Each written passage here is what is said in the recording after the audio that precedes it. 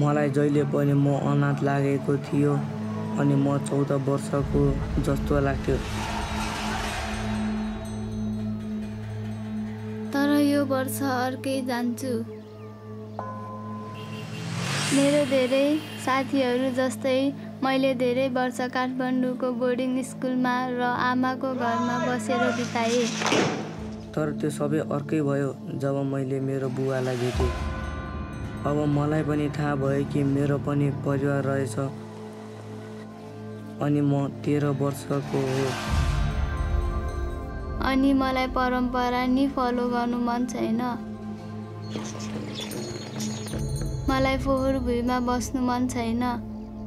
मलाई मेरो परिवारको गान मेटाउँदिन अब।